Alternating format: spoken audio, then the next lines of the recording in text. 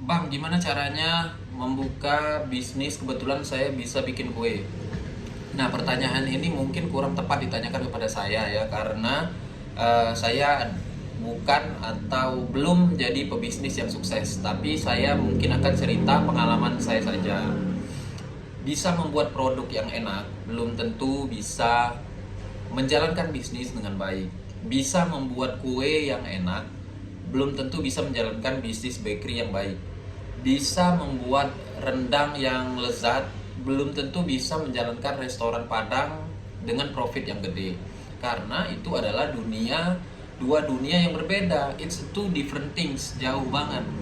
Jadi banyak orang yang merasa dirinya mempunyai nilai lebih dengan cara bahwa dia bisa membuat kue yang enak, dia bisa membuat kopi yang enak, dia bisa membuat rendang yang enak. Padahal di dunia bisnis itu bukan nilai lebih, itu adalah sebuah kewajiban. Ketika kita memulai bisnis, terutama F&B, misalkan jualan rendang, ya rendangnya harus enak dulu.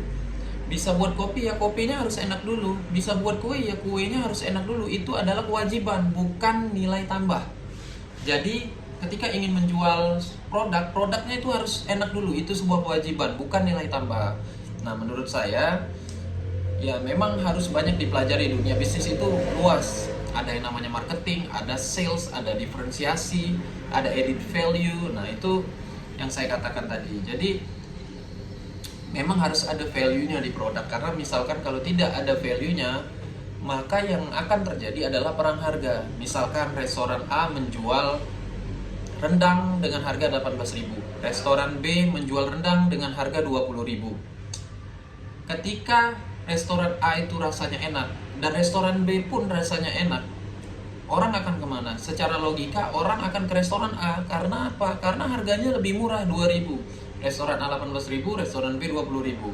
Tapi jika kita memberikan added value di dalam restoran B, maka orang kemungkinan juga akan beralih ke restoran B. Kenapa? Karena ada value-nya. Misalkan di restoran A itu enak saja dan murah, tapi di restoran B harganya sedikit lebih mahal dari restoran A, tapi restoran B mempunyai historical atau value. Misalkan rendangnya itu dari resep kakeknya dari tahun 1947.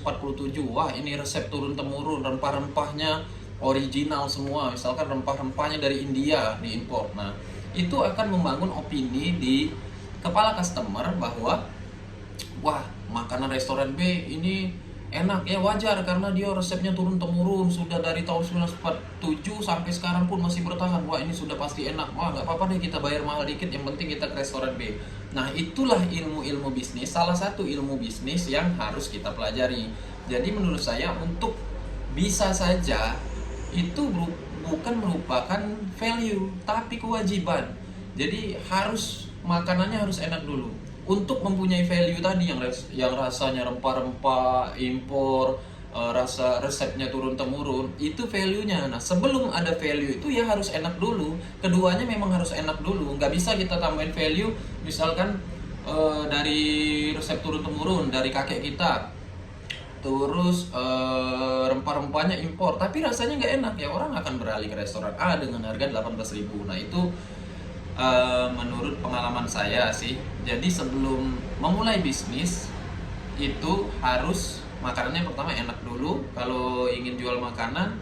Dan yang kedua menurut saya yang paling penting adalah added value, karena jika kita menjual produk tidak ada value, maka orang akan mencari produk yang paling murah. Yang terjadi akan perang harga, dan itu menurut saya di dunia bisnis sudah sangat sulit. Apalagi ketika kita menjalankan bisnis dengan meng-hire orang untuk melakukannya. Kita akan kalah sama orang yang self-employed, yang dia buka nasi goreng sendiri, lalu dia masak sendiri, yang dia tidak mempunyai karyawan, yang dia tidak meng-hire orang. Nah, kita akan kalah di situ. Jadi ya memang bisnis harus dipelajari. Pesan saya, bisa makanannya harus enak dan harus ada added value-nya.